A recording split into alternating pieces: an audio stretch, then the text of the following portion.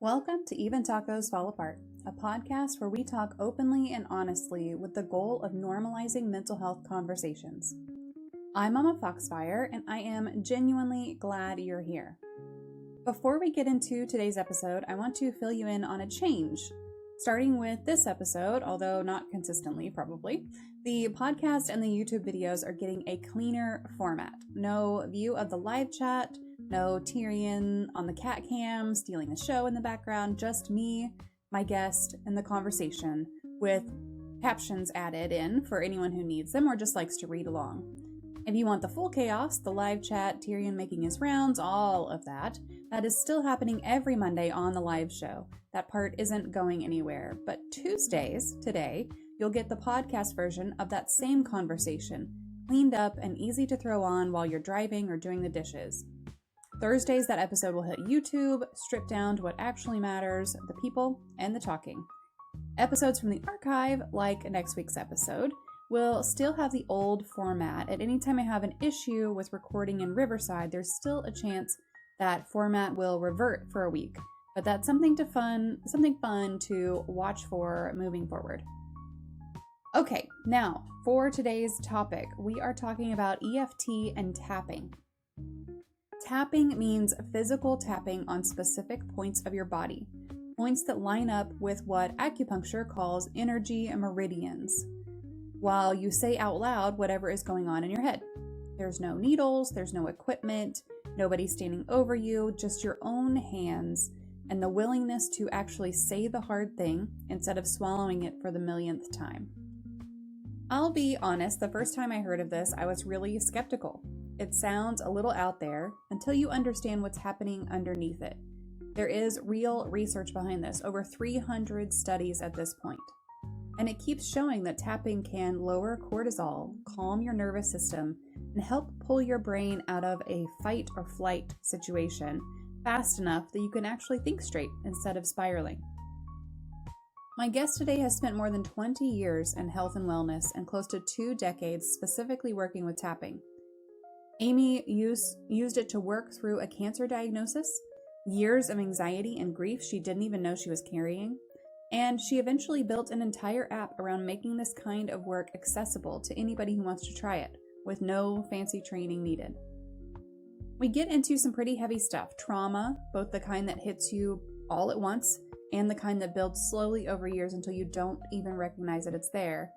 We talk about anxiety, we talk kids and big emotions, and we talk about what this work can do that traditional therapy alone sometimes can't. This is a real conversation about a tool that changed somebody's life. Stick around because it might just hand you something useful too. Let's get into it.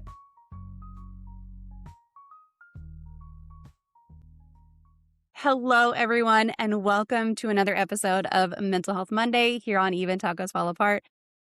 Despite the technical challenges, which everyone is used to by now here, I am super excited to be here tonight. We are going to talk about EFT and tapping, and I have a really exciting guest joining me. Amy, could you say your last name for me? Vincze.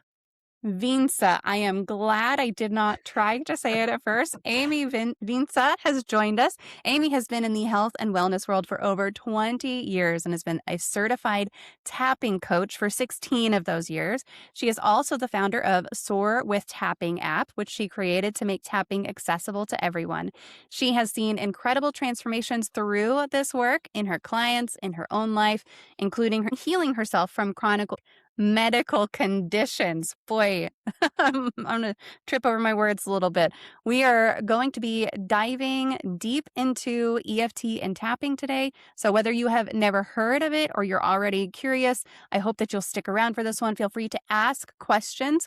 We do have a question queue open. Feel free to pop your questions into the chat and we will make sure to get them asked while we are here and live. But Amy, welcome to the show. Thank you. I'm so excited to be here. I am super glad that you are here. I do have some socials to share with you guys.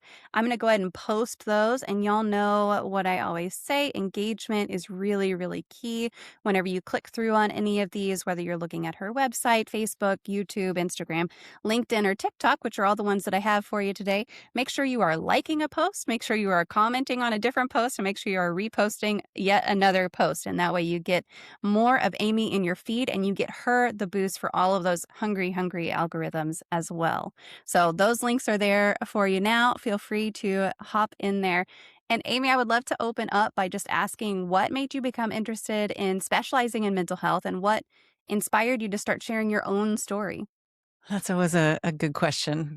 Kind of took a lifetime to get here, but I think I've always been a seeker, always really interested in more than anything the really fascinating area of human behavior, and always watched myself and how I responded to things, and watched other people and thought, well, that's interesting how different it is, sort of thing. But I was diagnosed with cancer, breast cancer, 25 years ago, with no history of breast cancer in my family. That was really quite a shock. And it was the thing that propelled me down this road more than anything else.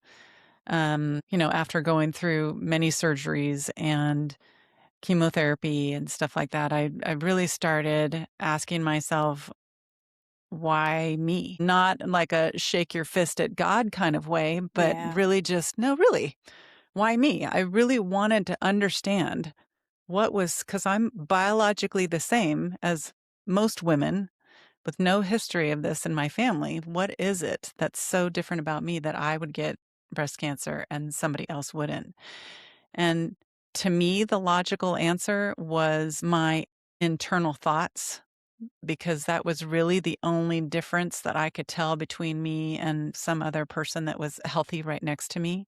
Because I had a lot of anxiety, a lot of depression, a lot of critical voice going on in my head constantly.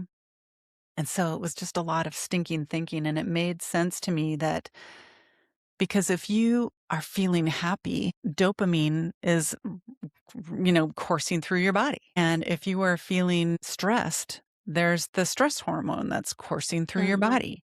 And it made sense to me that if I was constantly having these horrible internal thoughts about myself, that it would create some kind of chemical reaction. And it didn't surprise me that in my mind, it lodged in my breast somehow and created this mass. And so I started going down the road of just exploring the emotional side of things, which kind of, well, it started me on the path. That's the best way to answer it. It started me on the path. And it's been a long journey to get me to tapping and get me to the place where I have mostly set aside all other tools and am totally focused on this now, because it has just been so transformational for me personally in my life that I supplement with other modalities now. But whenever something happens, physical or emotional, I turn to tapping now. Yeah. It sounds like you really approached that diagnosis with a curiosity that I think a lot of people wouldn't have the strength or patience or insert other word here to do. I mean, you get something major and life-changing like that, and I think a lot of people's reaction is more on somewhere on the side of kind of the grief scale, right? Like it's over on the anger and the denial and maybe the acceptance part. That curiosity doesn't always come through. Was that something that your doctors were willing to really talk through with you, or did you turn to anyone to try and get some of this information, or were they really just kind of focused on helping you get better? No, yeah. I think that especially here in America, we rely so heavily on Western medicine Hmm. that we put everything, all of our health, in the hands of our doctors, and we just say, please fix me. Yeah. And there's a lot of faith, and there's so much with going through the cancer journey, but you do put all of your faith in the hands of these doctors mostly, Yeah. because we haven't been really encouraged to look at other avenues. If at one point, I think I was told that even medical doctors are not allowed to encourage you to go down other avenues, that it goes against their ethical code. So Huh. so it was really just my own internal kind of questioning and I suppose an kind of critical thinking that something didn't make sense to me and I was really wanting to find the answer. So I Yeah. had to go down a totally different path. And I started with going to Tony Robbins, not really knowing why I was going, but that just seemed like a good place to start. I was drawn to it for whatever reason. So I went and I love Tony. He's such a heart centered person, if you're familiar with any of his programs. And that was where I met somebody and I went through the whole program and then I started crewing those events. And so I met somebody there who then introduced me to tapping down the road. And after one session, I was hooked. There's something in me that recognized this as a really powerful tool. And I didn't start using it immediately, but it was very shortly thereafter that I found my own coach and I started going down that path. So it was, there was definitely that grief for me too. It was a process of kind of moving through the changes that I had to make with the surgeries and my body and losing my hair. I mean, there was a lot of grief that happened in those first couple of years. And it was really only when I emerged from that and was deciding I don't want to take tamoxifen, which is the drug that they encourage you to take for like 5 years. And I didn't want to continue. I actually quit chemo halfway through because it didn't make sense to me that I was putting poison in my body in order to cure something. So Mm. I really kind of took a far less traveled path than most people, and I know no doctor would recommend that, so I don't feel confident recommending that, but for me, it was the right decision. Obviously, 25 years later, it's still I'm still healthy, so I'm in good shape. Yeah. Yeah, and your journey is it's just that. It's your journey. It's not that you're saying everyone should do exactly what I did. I Right. would say the same thing for everything that I've been through. Like, no, you shouldn't do exactly what I did. You need to have your own plan and you need to listen to your own brain and your own body and your own heart as well along the way. So, no, Right, that's because you that's great. know that if somebody looks at the process of chemotherapy as the thing that is gonna save them, it will likely do a really good job of saving them. But I was looking at it as a poison, Yeah, and so it didn't make sense for me to continue because I just felt it killing far too many things in my body that I needed along with right. the cancer cells, right? So I just chose to go a different route. Yeah. Do you have a favorite book or one you feel more folks should take the time to read? I do, and I don't know how woo-woo this is for your for your We love the listeners. woo-woo, bring it, it's good. You can woo-woo with the best of them. Yes, come So this on. is one of my favorites, Eastern Body, Western Mind by Anodeath Judith. And, it is like the Bible for chakras. And I use my knowledge of the chakras every single day working with my clients and understanding myself, both with emotions and anything physical that comes up. So this gives a really in-depth guide to each chakra, what organs and different parts of your bodies that they correspond to, and which emotions are housed kind of in each one because they're all different. And so, like, when a client comes to me and they say, I've got this pain in my knee, I'm automatically going through what I know about the chakras and what I know about this person so I can try and like a detective, get to the source of the problem, the core of the issue, and then that's the thing that we tap on. So I love, love, love this book, and I recommend it to anybody who is willing to go down the chakra road. Yeah, it's funny that you bring that up right now. Our guest last week was talking about he was having some equilibrium problems and balance problems, and he wound up going kind of a similar thing. He had gotten a cancer diagnosis, And he was like kind of done with the Western medicine thing. He wanted to go more on the Eastern medicine side, and he was studying chakras, and he was like, so the inner ear and your balance and everything is actually connected to your kidneys through this traditional Chinese method or traditional Chinese medicine.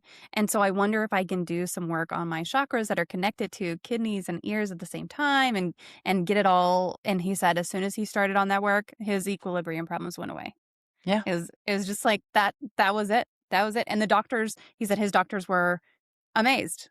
They were just Yeah. like, wow, we had done all kinds of tests and couldn't figure it out. Good job figuring out whatever it is you figured out. I mean, I don't think they're going to incorporate it into their medical practices, but I find that really unfortunate because I think a blend of Eastern and Western medicine would be so yes. ideal. I mean, Western medicine is really great for emergency situations Mhm. and, but chronic issues, if we incorporate some of the Eastern medicine stuff, I think we would, God, have so much more success with getting people healthy again. Yeah, yeah. So, getting to EFT and tapping, if there's someone who has never heard of EFT and tapping, how would you describe it in the simplest of terms?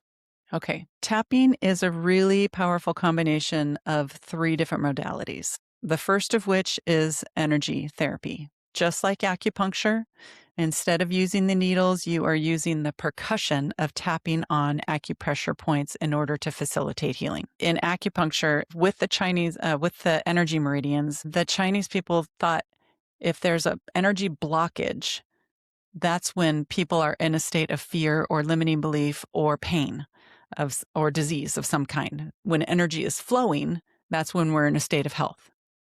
So putting a needle in an acupressure point will help break up that energy blockage and allow energy to flow again. And that's exactly what tapping does. Same thing, no needles. Thank God. We love no needles. It also incorporates cognitive therapy. So just like traditional talk therapy, you are actively talking about whatever it is you want to release while you are tapping on your acupressure points. So I like to describe it like if you were going to have a tattoo removed and you put a big diffused light over it, that would be what I would consider acupuncture.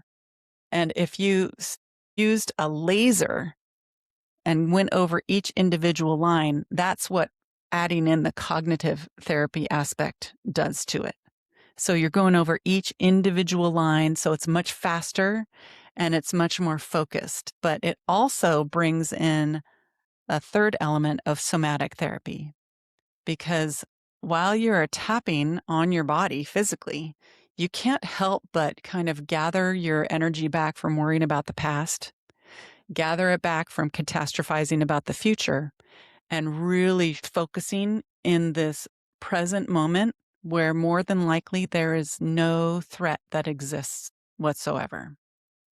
So when you're in that present state and you are talking about whatever it is you want to release, actually feeling whatever it is you want to release, uh, what's happening on a scientific level at the same time is that you're telling that stress center in your brain over and over again, you're telling it to de-escalate. De-escalate, de-escalate. It's okay to feel safe and calm in this present moment. Nothing horrible is actually happening. So whatever it is that you feel really bad about, whatever it is you feel really anxious about, whatever pain or discomfort you're experiencing, you can get really focused in this present moment, and it's removing cortisol from your body 43% faster than if you had done nothing else.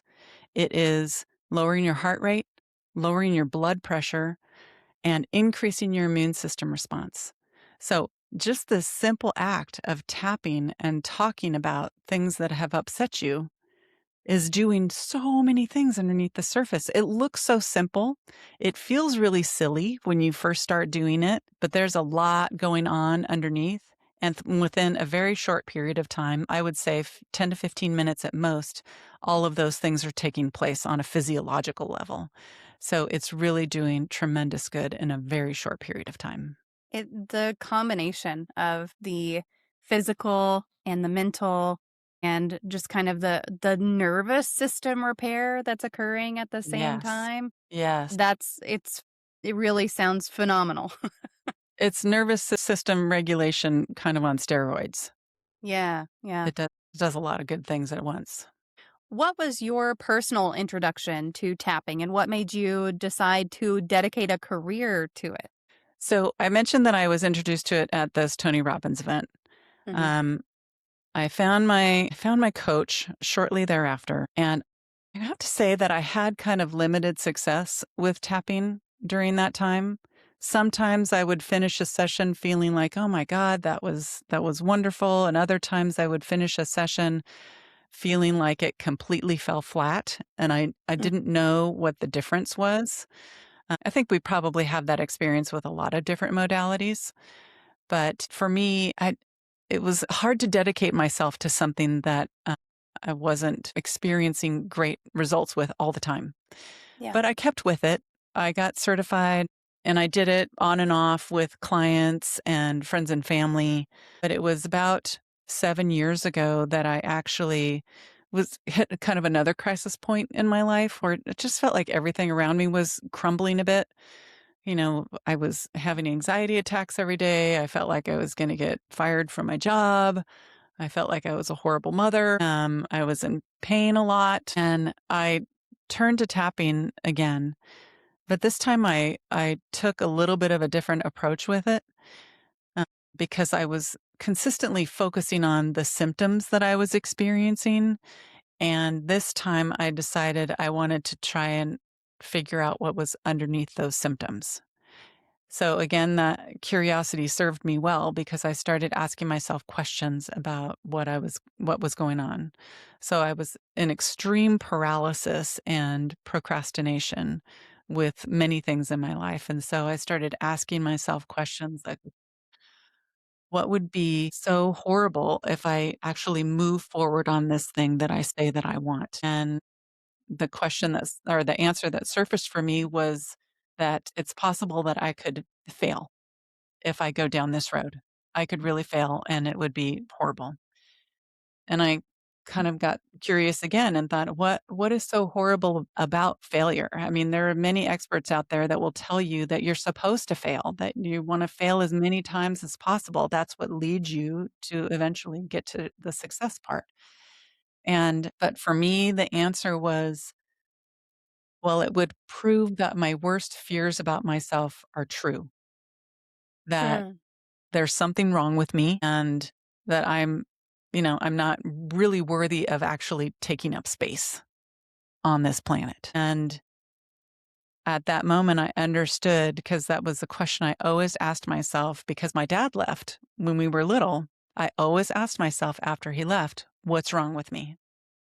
Oh. What's wrong with me that my little girl decided that something was wrong with me that made him leave and that it was my fault. And I carried that thought process, that lens of looking through the world, I carried that with me my entire life up until that point, and I had no idea. I had no idea. I just thought that I had all these horrible character defects when the truth was I had trauma. I had unresolved Yeah. trauma. And because I didn't have a big assault, like sexual assault or physical assault in my history, I assumed that I didn't have trauma.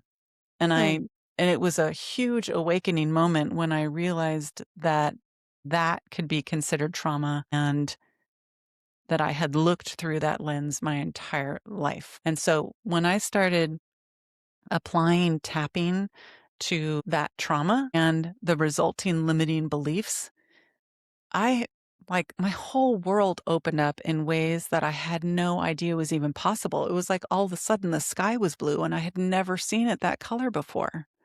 I was all of a sudden realizing, oh my God, there's actually nothing wrong with me.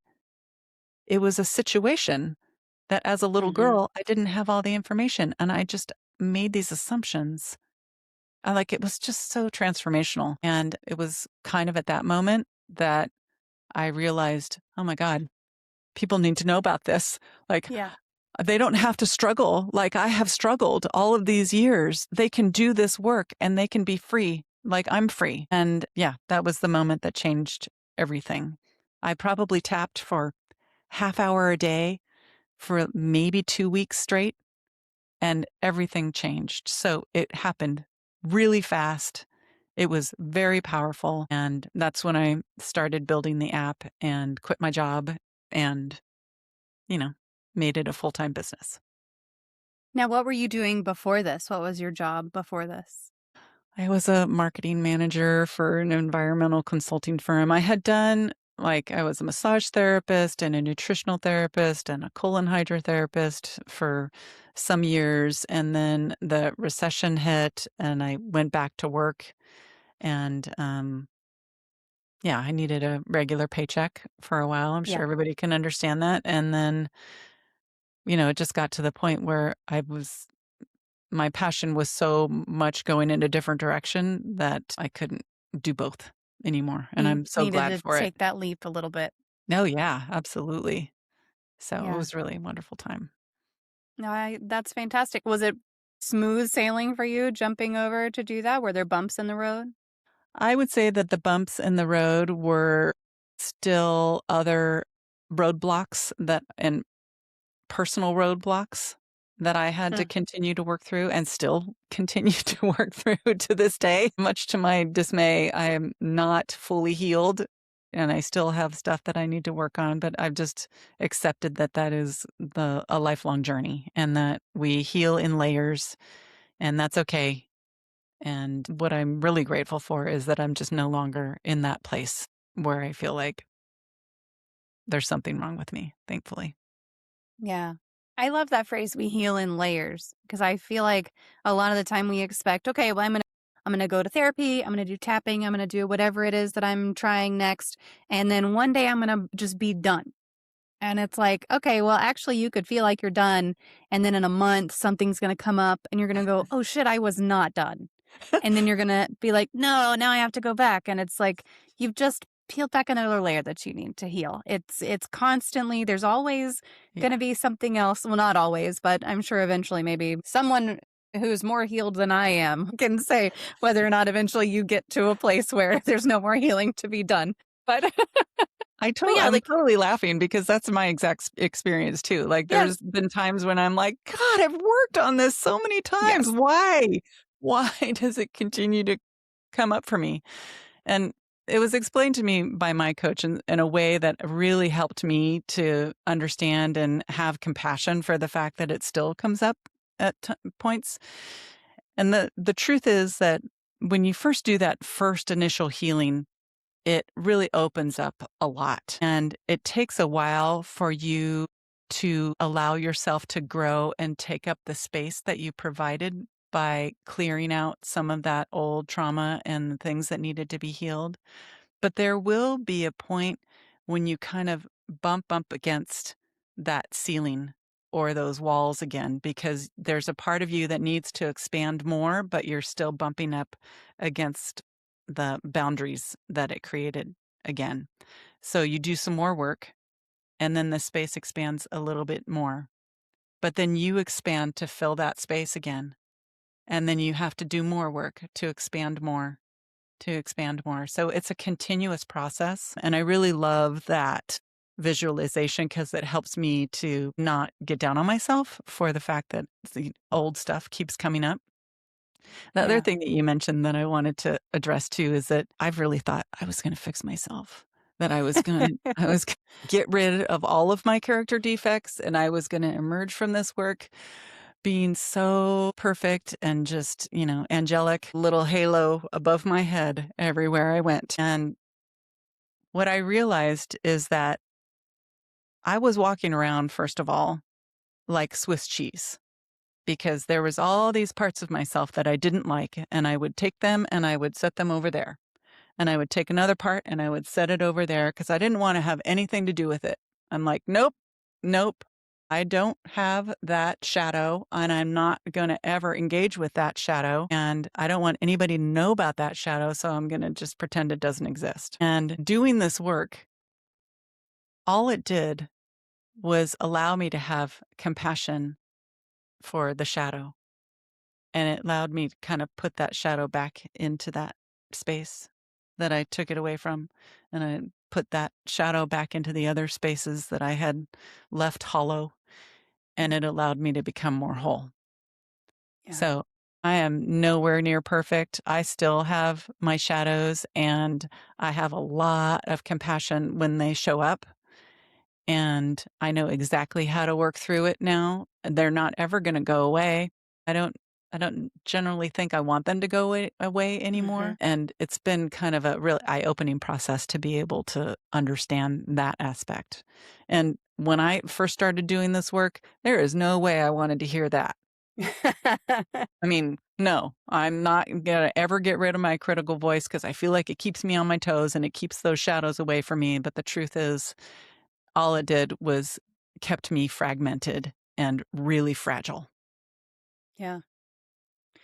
I would love to talk a little bit about how tapping works on a scientific or physiological level. What's happening in the body when we're tapping? You talked about a little bit with the pressure and the acupressure and the breaking up the kind of pressure points, but what's Mhm. happening in the rest if we're tapping, on our chin to fix something in our left shoulder or whatever?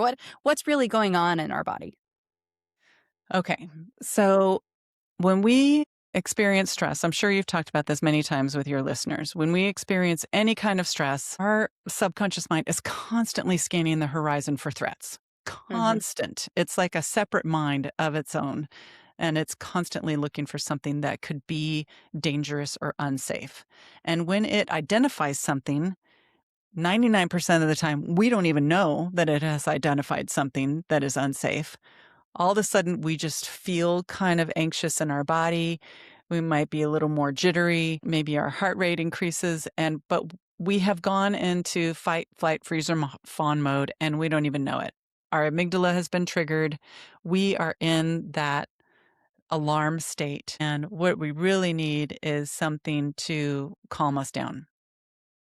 And so the tapping on our acupressure points is constantly sending that signal to our amygdala to de-escalate with the percussion. It's like a vibration in our nervous system that is telling it it's okay to de-escalate. It's okay to feel safe and calm in this present moment. There actually is no threat, and you are okay to stand down. It's like this massive guard dog. So physiologically, it is putting us into, and I always get these wrong, the parasympathetic mode. I think it's de-escalating that part of us that is subconscious and bringing it conscious and allowing us to have more control over our physiological state in that moment. So we are tapping on all, I like to tap, I should say, on all 14 energy meridians. All of them are associated with different organs and different systems in the body, but it was engineered so that we tap on all 14 so it doesn't become so confusing like, oh, wait, my shoulder hurts. I forget which one is the shoulder pressure point. So we just continually tap on all 14 energy meridians. So we're covering that one and we're covering all the other ones just in case there's kind of lingering issues in other energy meridians. So when we're de-escalating that amygdala, we are allowing the electrical signals to then bypass the amygdala and then come to our prefrontal cortex where we can make logical sound decisions again. We take that monkey brain offline and we get it to the place where we can go, okay, I'm actually safe in this moment and I don't need to be in the alarm state anymore. So physiologically, it is doing all of those things, lowering heart rate, lowering blood pressure, increasing immune system response because it's taking us out of that fight or flight mode and bringing our systems back online and bringing us back to a state of energy moving and healing is happening. And we're in the present moment again. So a lot of things going on at the same time. Yeah. It's interesting to me that you said you tap on all 14 meridians and it's one of those things that, okay, it might be my shoulder that's hurting, but even if you've got an injured shoulder, and I say injured shoulder because my partner and I are both dealing with some soreness. We actually just went and got massages for it a little bit to try and help. But it's like, so you have a shoulder that's hurting. and the rest of your body is kind of constantly adjusting itself based on how you're holding yourself, Oh, based on how yeah. if you're tightening up, like then, okay, the rest of your Mhm. back is going to be tightening up or loosening up. So Yeah. I feel like the paying attention to more than just what's bothering you or what you're aware of that's bothering you, I think is Yeah. really interesting that that's something that's just automatically recognized within tapping. Has that always been the case? No, it started off as something called TTF or thought field TFT, thought field therapy. And it was a psychologist that was focusing on, well, if it's pain in the stomach, then you tap on the stomach meridian and so it was a lot more complicated. And then Gary Craig Yeah. got a hold of it. He's an engineer and he just tried to simplify things, and he brought it to mostly the place where it is now. He used a lot more finger spots and a lot more processes, and since then it's been streamlined more, but he's really the one that took it to the point that made it accessible for everybody. You didn't have to have this in-depth knowledge of energy meridians or, in order to understand how to use the therapy at all. You just had to continuously tap through all of them and talk about whatever it is you want to release. Yeah. I'm glad that it got simplified. Me too. I work with engineers. It's interesting to me that it's like, oh, an engineer came in and simplified it, which is not always my experience. In this case, he did not over-engineer it. He I actually love made it. it simpler. I love it. That's wonderful. Yeah. Are there any studies comparing tapping to CBT or EMDR or other modalities in terms of outcomes? Has it been a popular field of study? Well, there have been over 300 peer review studies done at this point, all of them showing how efficient and how effective this tool is. I think that I don't know if a specific study comparing the two has come up, or I'm thinking Yeah. specifically of EMDR. Mm. But I know that results have been compared, and they find that the results are fairly similar. EMDR tends to they tend to focus more on really big T trauma and working with a therapist. EMDR will access the trauma differently, and then the client will work through whatever the trauma is with the therapist that's there. So I understand sometimes the clinical results can be a little bit better with EMDR. With tapping, what I understand is that the results come faster than with EMDR, but because people don't necessarily know how to use it, how to honor and acknowledge their feelings, we don't generally have a big emotional awareness and a language and an ability to talk about our emotions very well because we've never been encouraged or conditioned to do so. We've been conditioned away from it for Mhm. hundreds of years. I mean, women have been institutionalized for thinking or feeling too much. And Yeah. men have been accused of being weak if they show any other emotion besides anger. So it's never had a good reputation to actually feel things or be able to talk about feelings. And so I think people quit with it when they don't know they don't have that awareness and the ability to talk about it or feel it. People Yeah. don't even know how to feel their feelings yet at this point. And I think that's why I feel like we're in a bit of a mental health crisis, but I think it's just been slowly building up to this point. And now we're getting an awareness that's because we don't know how to process our emotions that we've ended up in this place. And so when we do tapping, though, what we get is we start building that emotional muscle. And it's the act of actually engaging with our emotions that will show us that they're actually not going to kill us, even though it might feel like it sometimes. But the more we do it, the easier it gets. The more we talk about it, the easier it gets, and we get a better understanding of who we are and those sorts of things. And that's why I find tapping so helpful because I can do it on my own at any time. I don't have to wait for an appointment with a therapist, but I have to be willing to engage with the emotion. And thankfully, with the act of tapping, I'm constantly telling my amygdala that it's okay to be safe and calm in this moment. It's creating like a really safe container to feel those emotions and be able to move through them very quickly. I mean, studies have shown too that you only have to feel emotions for 90 seconds before they start to dissipate, but we get out of it as fast as we can because it feels uncomfortable. Yeah. And it's not there are no bad emotions. They're just ones that are more uncomfortable. I've gotten a little off topic. I know you asked about EMDR and That's EFT, okay. I'm but still with you. It's good. really similar results, some slightly marginally clinical results better with EMDR, but EFT is much more accessible and faster and much more, the price point is way lower because you can find free stuff on YouTube and, all over the place if you wanted to start leaning into EFT. Yeah. Yeah. So you brought up a couple of things, especially the trauma piece, and then also just kind of the general anxiety piece. How does tapping specifically help with things like trauma healing compared to more traditional approaches? And then I guess there's probably be two separate questions, but here you go, getting both.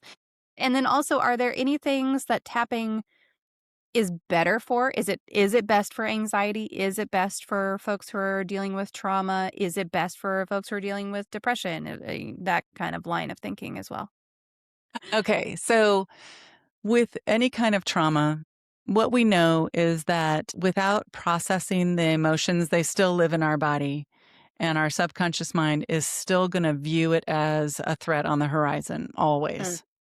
So, for example, if there was some kind of a physical or a sexual assault, we get triggered easily by certain circumstances coming up in our environment. And a lot of times we don't even know that it's there, but it needs to be, I'm going to say, metabolized with something like EMDR or EFT tapping in order to tell your body that it is no longer a threat. And Mm. to do that, you need to actually go move through the emotions of it. And so EFT tapping is perfect for something like a big T trauma. And I'm going to categorize big T trauma as, like an event, a big car accident, an assault of some kind, a wartime event, something that usually only happened once or maybe twice, a Yeah. handful of times, let's say. There's also small T trauma that I'm going to say something like an angry parent or an angry sibling where, you were scared to go into your home life at the end of the day because you weren't sure what you were going to be able to expect. It was like constantly walking on eggshells, constantly trying to be perfect so that you weren't going to trigger an angry episode with somebody in your household, sort of thing. That's a little T trauma that happens a lot over time. Maybe there was no physical assault, but the trauma happened in small doses, hundreds, maybe even thousands of times, which can be far more complex to dislodge than a big T trauma. So going back to a big T trauma, using EFT tapping, if we look at the timeline of the event, there are multiple points along that timeline where we regret or we have grief or we feel shame about a decision that was made or not made.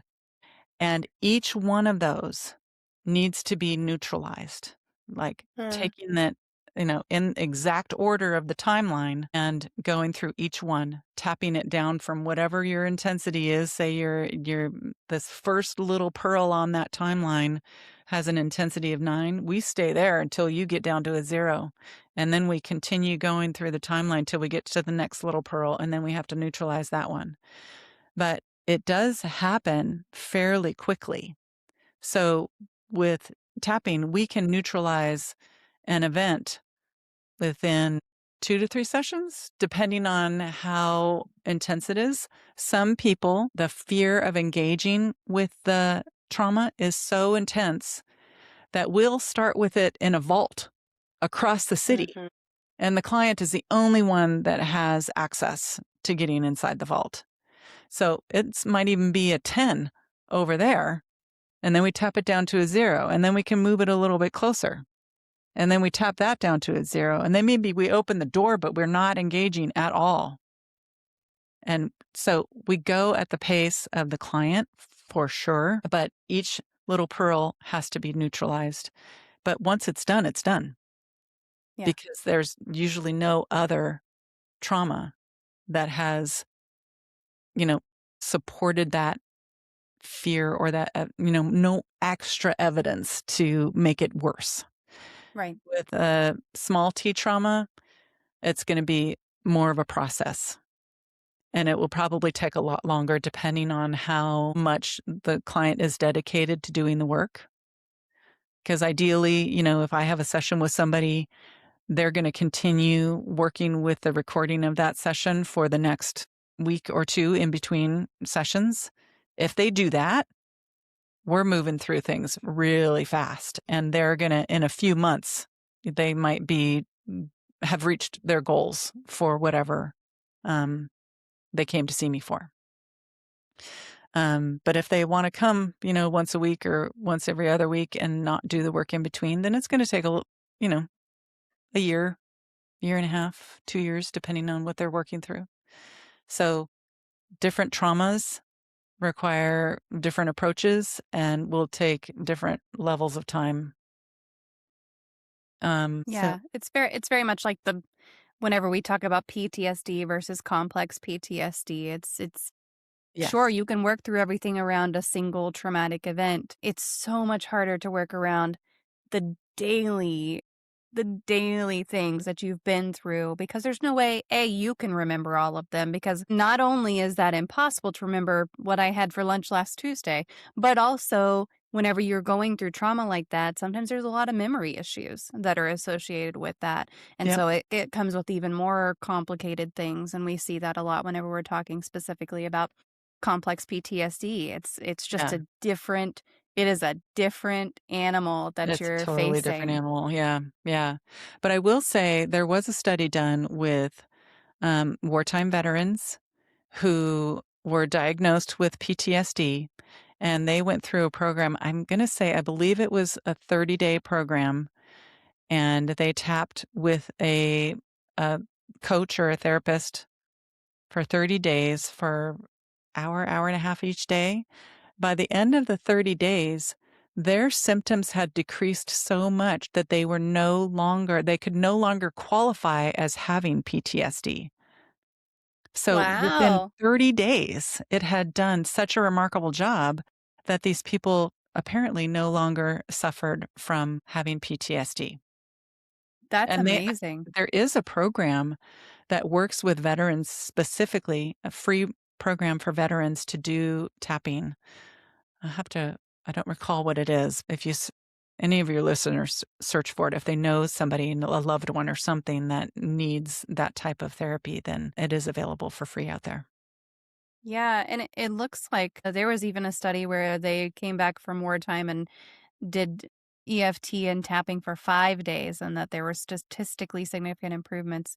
So it's definitely something worth looking into. And then, of course, anytime trauma comes up, if you've experienced a traumatic event, I like to recommend the Tetris study. If you haven't looked at the Tetris study, I talk about it all the time. I feel like every time trauma comes up, and that goes for even witnessing something on social media, as has happened in recent days, where you're seeing something traumatic happen in front of your eyes. Maybe you weren't there, maybe it wasn't related to you, but you're seeing something.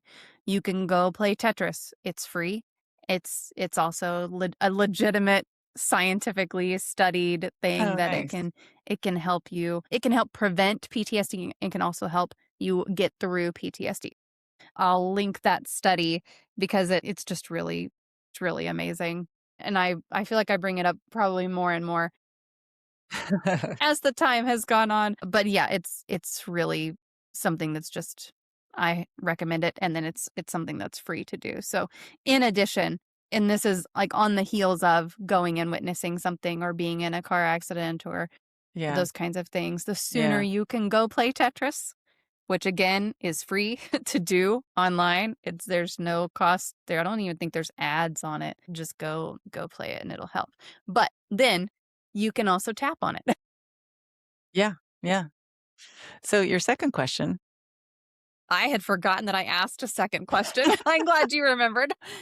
I love this question because there are things that you can work on that are so easy.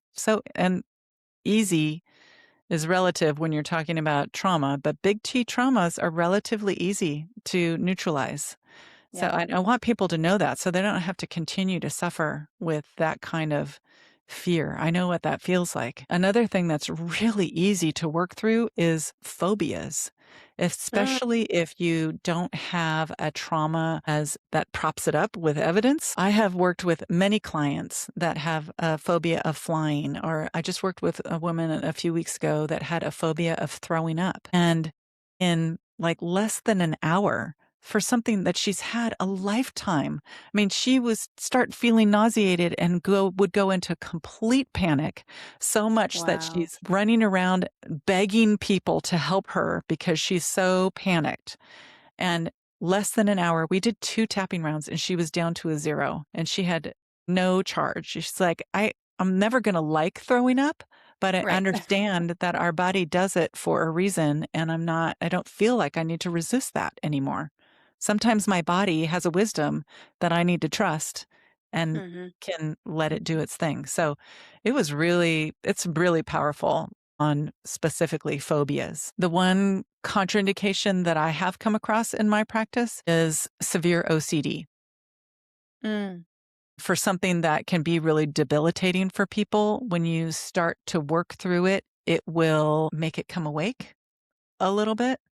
So I think for OCD stuff, you would work around, and it's pretty much a trauma informed issue.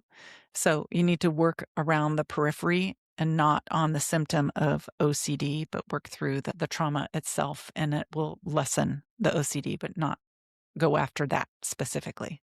yeah. Yeah. So, what does a typical tapping session, you've talked about having sessions with people. So, what does a typical tapping session look like? And then also you mentioned that your clients will take these recordings home. Is this something people can do on their own though? Is this something that people can do without maybe a session with someone? Uh, I, I'm just going to tell you my own personal experience with Please, yeah. using tapping at first. I didn't have the language to do Mm, this on my own. I didn't I didn't understand my feelings and my emotions and my symptoms enough to get to the real heart of things, and it was very and has continued to be very helpful for me to work with a coach. I mhm. that I have the financial freedom to do that, and so I continue doing that every single week, but I needed help in the beginning. I needed guidance.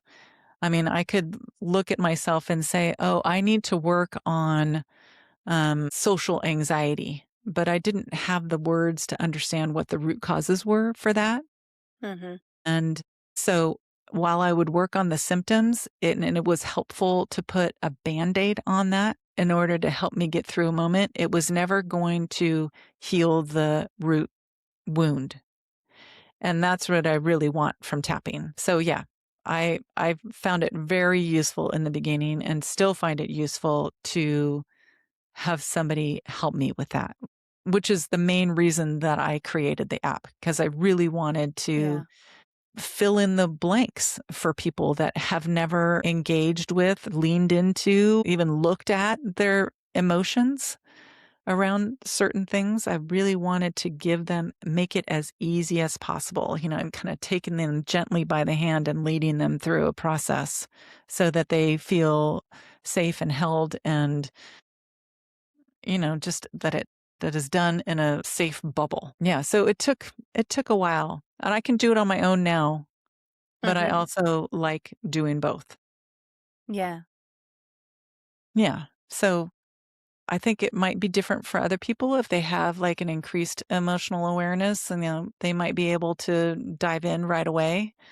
And if not, then I encourage people to work with a coach or work with an app, make it easier on themselves.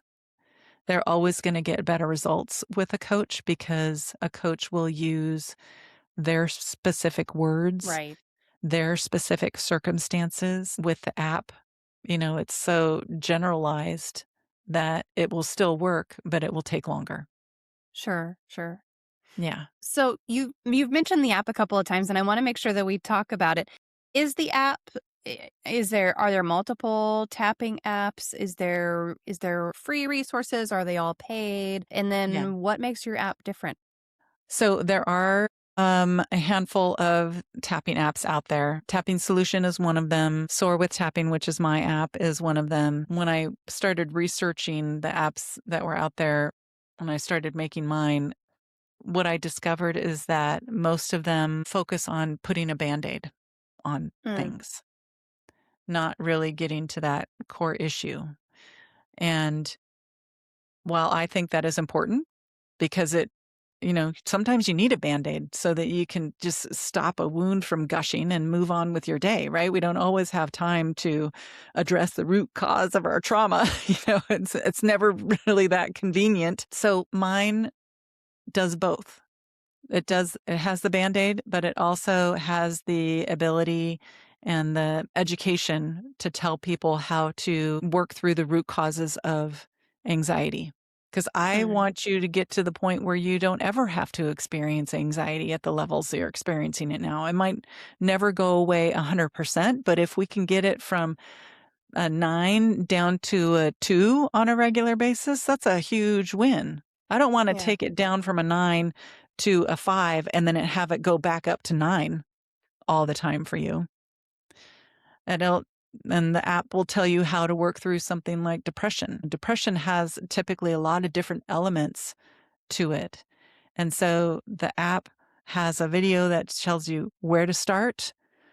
Start here, move through these specific things, do it in this order, and it's going to give you the fastest path towards getting you to a place where you can feel like you can function in your life again. Same thing, there's path for addiction and there's path for procrastination, whatever it is you want to work on, it gives you the ability to do that with my app. I haven't seen things go as deep on any of the other apps that are out there. But so that's really the approach that I wanted to take with this, because I don't want people to have to struggle, in their life with the same things. You don't have to continue to say, I'm an anxious person. That actually can be healed at a root level to get you to the point where you feel pretty solid moving through the world again. And I would think most people wouldn't want that. It does take some hard work. It does take leaning into uncomfortable emotions, but once you kind of build that muscle, it becomes really, I'm going to say, easy, and to the point where you actually look forward to discovering a new shadow that you need to work through, because you know the relief and the transformation that's on the other side of it. And you're much more willing to take that leap at that point. Yeah. Because you know that you can work through it. Because like, you okay, can. That's the I difference. can do this. Yeah. Right. When you've never engaged with your emotions, it really can feel like you're going to die if you go down that road. I've been there. I know what that feels like. It feels horrible, but it is just an emotion and it just needs to be felt. Yeah. Can you walk us through just a basic tapping sequence live while we're here Yes. together? Yes, I would love to. So I'm going to just go over the tapping points that I use really quick, because every practitioner is probably using different points. None of them are wrong. They're just different. So these are the ones that I like to use. The first of which you're probably familiar with, which is the karate chop point, which is just down from your pinky finger, like if you're going to karate chop a piece of wood. And I tap on both sides of my body. So I tap those two spots together. And this is where we say something like an even though statement. Like, even though I'm feeling so anxious and overwhelmed right now, I still love and honor all my thoughts and feelings about this. And you say that 3 times. I should say, let me back up. Before you get started, you're going to take a rating, 0 to 10. Where are you on an emotional scale with feeling anxious. And you can say, I'm at an 8. You can base that on whatever you're feeling in your body at the moment, and whether if your mind is really spinning and, you can't land anywhere kind of thing. So you take that initial rating, and this is just how we judge if we're on the right track. Sure. So we take that initial rating, say you're an 8 or 9, and then you go through the even though statements. You say those 3 times, and then you go through the rest of the tapping points. The first of which is right here at the beginning of your eyebrows. So you tap on that hard enough so that you kind of hear it, but not so hard that you're going to give yourself a headache, and use a couple of fingers to make sure you're hitting the right spot. If you're up here in the middle of your forehead, not nearly as effective. The next one is on the side of your eye, right at your temple. Oh, I'll have to take my glasses off. I'm not going to take my one. glasses off because I won't be able to see you. Or I guess I could. You get a little blurry. You get a little blurry are for blurry me, now. but it's okay. Side of your eye, right at your temple. And then under your eye, right on top of your cheekbones, under your nose, under your mouth. And then the collarbone point. If you find the beginning of your collarbone, you're going to go down about an inch. There's a little valley in between your ribs and your collarbone on either side of your sternum. So you tap in that spot. And then under your arms. For women, it's pretty much right where your bra strap is. And for anybody else, it's like 3 to 4 inches down from your armpit. And then on your ribs, I'm going to back up a little bit so anybody who's watching can see. It's right underneath the bra for women, and for men, it's maybe 2 to 3 inches down from your nipple. And then on your wrist, there's 3 different spots. There's one on the outside, middle, and outside of your wrist. So when I'm tapping my wrists together, I'm actually turning them to see if I can hit all 3 spots. And then the last spot is up on top of your head. So when we're going through these other tapping points, we're doing something called repeater phrases. So we're saying, I feel so anxious right now. My heart is racing and my mind won't stop spinning. I just keep worrying about so many things that I have to do, and there's not enough time to do it. And it feels really hard. I'm stretched so thin. Whatever it is that you are experiencing, you're just honoring and acknowledging over and over again, honoring and acknowledging that, of course, you feel this way. You have a million things on your list, and you probably feel really scared to not meet everybody's expectations about getting these things done. You probably feel like there's a lot riding on you doing a great job with a lot of these things. Don't want to disappoint anybody. Like there's a lot of different aspects that can be honored and acknowledged as you continue to tap through these things. And as you continue to tap through, other things might occur to you, and you just honor them. You just say them out loud. And then when you feel like you're complete, at least for the moment, I tend to tap a lot. I can do one tapping round, last 15, 20 minutes sort of thing. But then you take a nice deep breath and you take stock again. Where am I on a scale from 0 to 10 with feeling anxious and overwhelmed? And if your number has gone down, you're on the right track.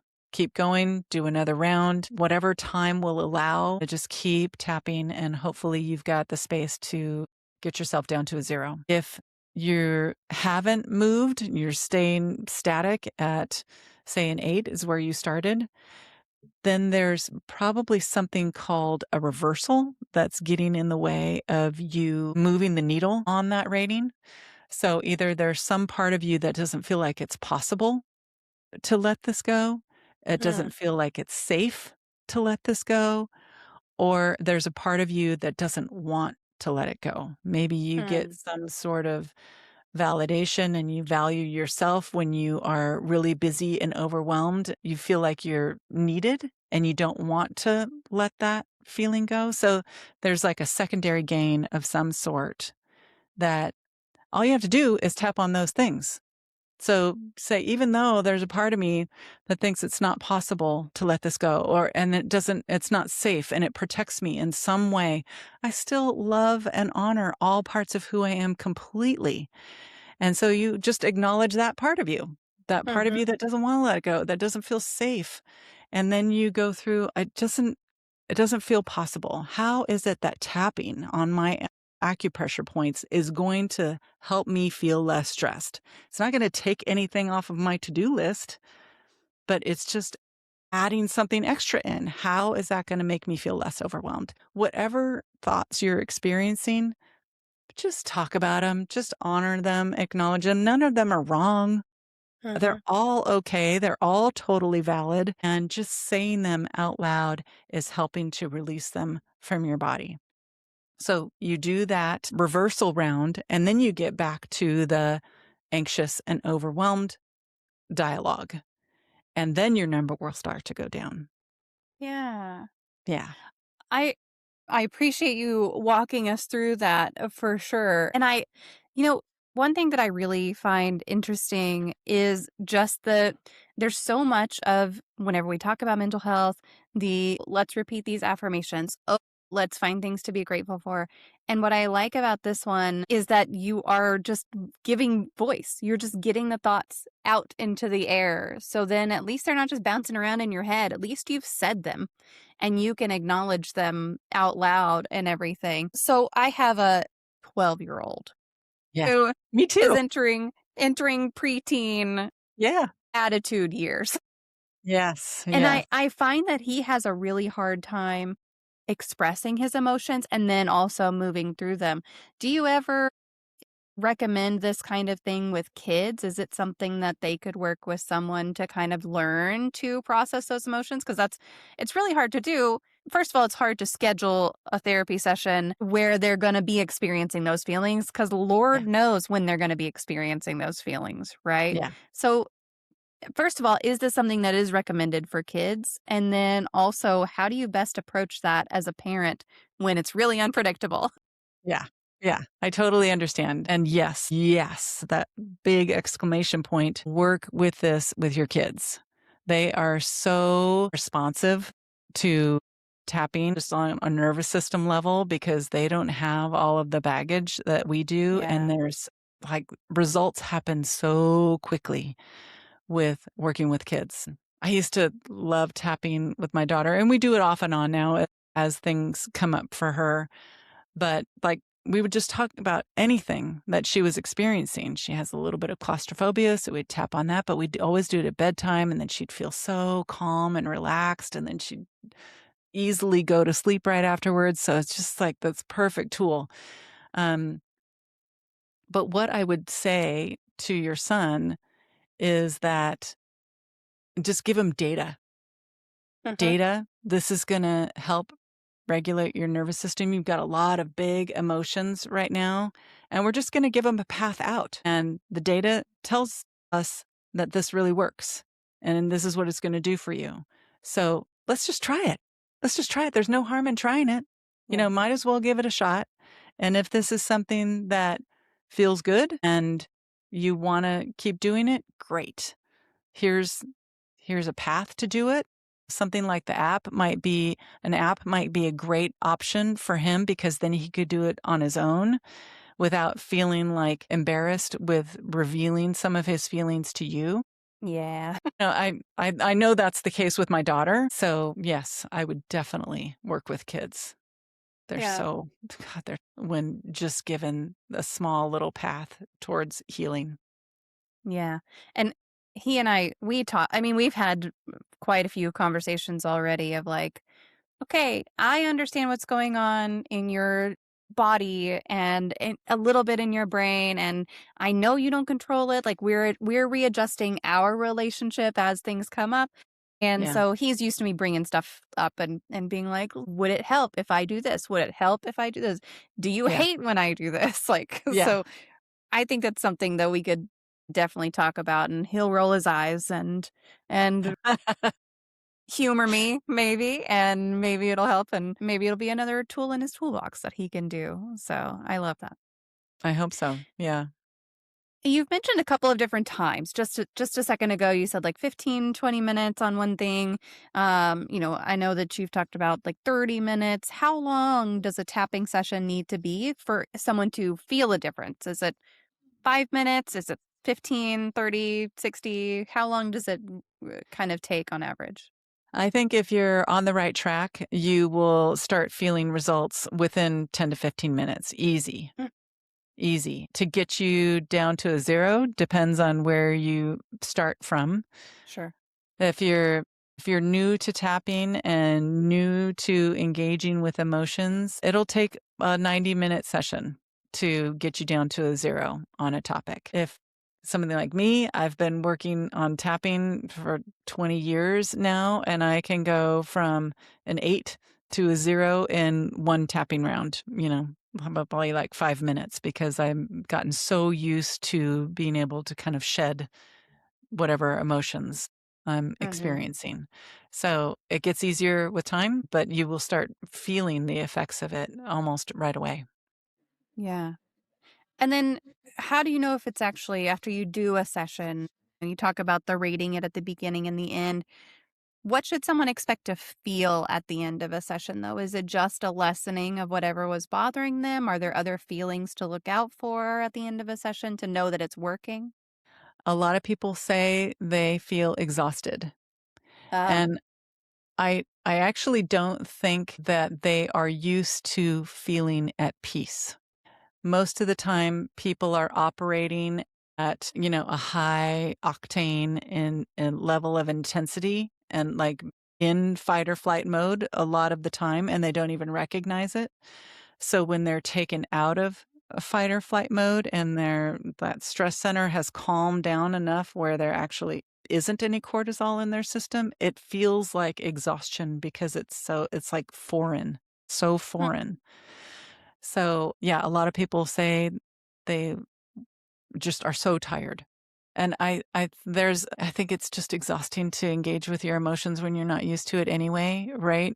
If there's like grief or even a lot of anger or anything, hurt or anything along those lines, those are hard emotions to move through. So it can feel really exhausting at first. Some of the symptoms that you might experience like during a tapping round is like yawning. A lot of my clients will yawn, or my eyes will just that's how I know that I'm working on something that's really deep.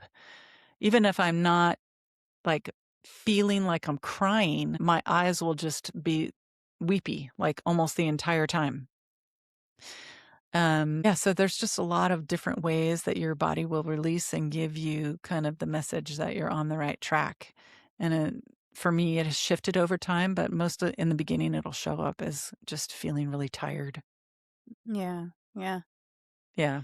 And I mean, people feel tired after a massage. I mentioned Yeah. massages earlier. Yeah. Like I came home and I was ready to go to bed at 9 and I am such a night owl that was so unusual. It's like that's 3 hours before I would normally even consider thinking about going to bed. So Right. Right. it's not feeling that exhaustion is not necessarily a bad thing. It's your body just sending you some signals and something for you to think through, something for you to kind of try and Yeah. figure out for yourself what it means. And Yeah.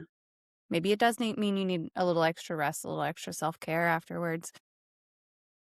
Yeah, Yeah. yeah, and hopefully it will give you the opportunity to continue to kind of metabolize while you're sleeping and resting, and things will continue to work even if you're not Yeah. tapping. Yeah. What's the most common misconception people have about tapping when they first hear about it? I think that they're just going to feel happy right away. It's just like any other therapy in that it might feel a little bit harder at first. Um, and we do encourage all of to move through all of the uncomfortable emotions, and that's how we get to the other Mhm. side. And, that's just not something that people are used to, and I think it takes a tremendous amount of courage to want to lean into that, into the things that hurt us and that feel horrible, and all of our instincts tell us to run in the other direction, but turning and actually facing it and kind of standing with it and being able to give that experience its day in court, you know, honor and acknowledge over and over and over, give it its day in court. And that's when it will release its grip on you and give you the freedom that you're looking for. So it's Yeah. not, I mean, we can slap a bunch of happy feelings right on top of an old wound and it will make you feel better in the moment, but it will continue to show up. And my goal is to heal you at the root cause. Yeah. Are there any free resources or starting points that you would recommend for someone who doesn't have a budget? Maybe they don't have the means, but they want to explore tapping? Yeah, you can download the Soar with Tapping app and get a 14-day free trial. Even if it takes you through the process of paying, Apple makes us do that. But you still get 14 days for free, and that gives you access to over 160 tapping scripts. There's lots of stuff on YouTube. I would say that some of it is good and some of it isn't. It was just a process of probably figuring that out for yourself, whether or not it feels like it fits. There's a lot of people out there that are doing tapping now and making those resources available. But I would just encourage people just to download the app. I know that the content is good there, and I I want people to have a really solid source as their first introduction to using this tool, so they're not led down a wrong path with it. Yeah. Bite Mark sent this question ahead of time. She would like to know, what is your favorite poem? You know, I don't I didn't research a poem, and I'm not somebody that follows poetry very closely, but you did say that I could substitute in a song for this. So Yes. I'm going to say right now my favorite is by Good Vibes Tribe, and it is called I'm Not What Happened to Me. And it is such a beautiful song, especially for anybody that has experienced any kind of trauma and lived with the lingering effects of trauma. It just is such a heart-focused song in a really powerful and uplifting way. I love that. It looks like it's called Good Vibes Tribe 1111. Is that the right one? Mm-hmm. I'm Not What Okay. Happened to Me. Yeah. Yes. Yep. Oh, yes. I'm Not What Happened to Me. Good Vibes Tribe 1111. Yeah, that's the. I just wanted to link it for anybody who's looking to go check it out for sure. Well, we are coming up on the last couple of questions. So folks who are here live, you know what that means. Make sure to get your questions in if you have any questions for Amy while we are here and live. But Amy, what is your favorite life hack? I think that I have figured out that morning meditation is something that can set me on the right path for the day, like nothing else. And I will have to say that for the longest time, I wasn't able to meditate. I just had too many scrambling thoughts in my head. I was ping ponging all over the place. It was really difficult for me. And with tapping, especially like doing a round of tapping before meditation, then I was able to quiet my mind enough to allow myself to go down that path with it. And I love meditation now. I feel like it is the one thing that keeps me centered and connected with my higher source on a regular basis. And I do it every single day. I look forward to it every single day. And I hope that if you're not a meditator, a daily meditator, that you start to give it a try. And use tapping as a crutch if you need to at first, and help quiet that mind a little bit and then sink in. I like it. Could you tap on not being a person who enjoys meditation? Is that something you could tap on? Absolutely. You can tap on anything you want, anything at all. I love it. Yeah. Yeah. I'm not a huge meditation gal. I love coloring, doodling, those kinds of things, which are kind of a form of meditation, which we've talked about quite a bit here. But I have started doing yoga followed by like a 5-minute meditation. I like that. Yeah. So Yeah. you That's another way to kind go of through a piggyback yoga onto sequence it. and then just kind of end with a little bit of meditation. I feel like it's, you're just kind of laying there, sitting there, and it's a way to, you've already connected with your body, and now you're just trying to connect with that mind and spirit a little bit. I feel like that's and it's short. I feel like for Uh-huh. me, I need it to stay brief. Yes, I totally understand. I But yeah, I, totally I actually understand. really do enjoy it. I'm surprised that I do, because I haven't been historically someone who is able to really just sit and meditate and do any of that, but I added it in. I started adding it in probably 6 months ago, and I'm really enjoying it quite a bit. So Oh, good it's for good. you. Good for you. Yeah. I love it. Yeah. Well, it is time for the magic moment of the stream. So I happen to have a magic wand here. If you could wave a magic wand and eliminate one common opinion or misconception surrounding mental health, what would it be? That emotions are bad. Yeah. And there's no bad emotion. I don't care if you're jealous. I don't care if you are, I don't know, irrational in your thoughts or your thinking or your fears. I don't care. I feel like there is no wrong emotion. I feel like it just needs to be felt. And if we can do that, we are in much better shape than we are now. I absolutely agree with that because there's lots of moments in our lives where we can feel like an emotion is bad and we can feel like, oh, I shouldn't be feeling this, but those feelings are there. Those feelings are there whether you want them to be or not. And it's kind of Mm-hmm. like, okay, well, Mm-hmm. how you gonna deal with it? How you gonna work through it? Why is that feeling there? Yeah, yeah. Get It's curious, all, talk yeah. about it, talk about the shame, talk about the guilt, talk about all the fears, talk about, all the armor that we put up around our heart and, the ways that we disconnect with people, just try to protect ourselves, talk about all that stuff. And you can see it kind of float off into the distance when you do that. Yeah. I am going to post your links one more time so that folks who are here can go ahead and connect with you. While I do that and get those into the chat, feel free to, I'll just kind of give you the mic. And if there's anything you want to mention that we didn't get to talk about or resources or anything like that, I'll just hand the floor to you for a little bit. Hmm. What to talk about?